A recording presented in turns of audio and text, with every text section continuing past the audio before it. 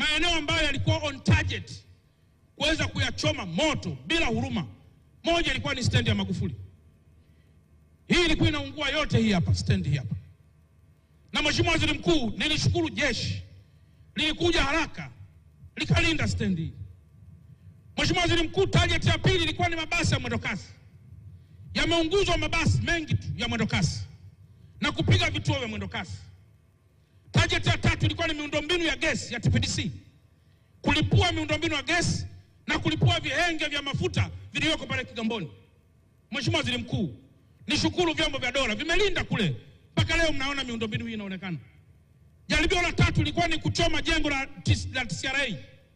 Na walichoma kibanda cha mlinzi. Jeshi likaja mbele kwa ajili ya kulinda amani hiyo. Mheshimiwa Waziri Mkuu, jambo jingine ilikuwa ni kuchoma miundombinu ya TANESCO. Ilikuwa kulipua hii gesi, kulipua hapa Ubungo pamoja na kulipua kule Kinyerezi.